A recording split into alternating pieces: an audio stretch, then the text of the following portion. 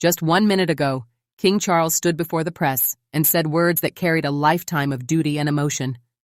The country whose title I've been so greatly privileged to bear during so much of my life and service, inside Buckingham Palace, that single sentence echoed like a thunderclap, sending shockwaves through centuries of royal tradition.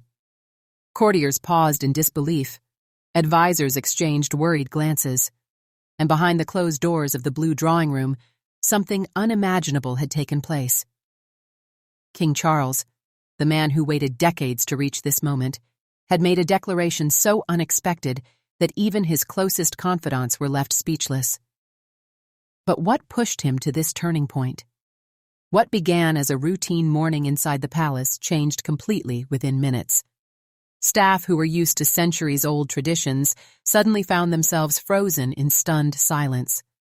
Some whispered nervously, while others stood motionless, trying to absorb the magnitude of what they'd just heard. The palace's shining floors, towering portraits, and grand chandeliers only highlighted how fragile and emotional the moment truly was. The sight of a king making such a surprising statement within those historic walls sent chills through everyone present. Senior royals were urgently called in. Many had no idea what was coming. Some had only heard fragments of rumors. Even seasoned advisors, trained to handle crises calmly, were momentarily stripped of their confidence. Questions spread quickly in hushed tones. What did he mean? Why now? What happens next? Charles's usually calm, measured voice carried a rare tremble. Those in the room noticed it immediately. It was not the distant voice of a monarch announcing policy. It was the voice of a man standing at the edge of an irreversible decision. His words carried years of personal struggle and private conversations that few knew existed. For the first time, the separation between the crown and the man disappeared. He stood before them not as a distant figurehead, but as a human being, visibly shaken by the weight of his own choice. Outside, the news had not yet reached the public. Inside, however, the reaction was instant. Footsteps echoed through corridors. Aides rushed back and forth. Whispered speculation turned into urgent conversations. Was this about abdication? A health crisis? A political rupture? No one knew. But everyone sensed that something historic had just happened. Looking back, the signs had been there. There were sleepless nights, hesitant pauses during speeches, long stares at portraits of past monarchs. Behind the polished royal image, a quiet storm had been brewing. Charles had carried not only the symbolic weight of the crown, but also deep emotional burdens within the royal family.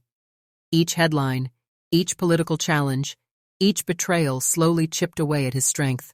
Those close to him began noticing subtle changes: a tired gaze, speeches delivered with hesitation, late nights filled with reflection. Few realized these were signs of a man standing at the edge of an impossible choice. The pressure wasn't just internal. Public criticism grew louder.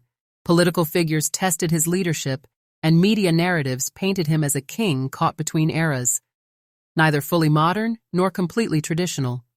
Even within his own family, tensions and rivalries made unity difficult. Behind the smiles at public events, private disagreements festered, turning once close bonds into polite distance. Charles felt increasingly isolated.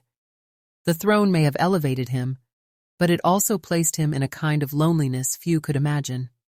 The breaking point came when Charles signed a royal decree meant to stabilize the monarchy, drafted in secrecy and reviewed by only a handful of advisors. The document was presented as a strategic solution for the future, but within hours, the impact was explosive. Some family members reacted with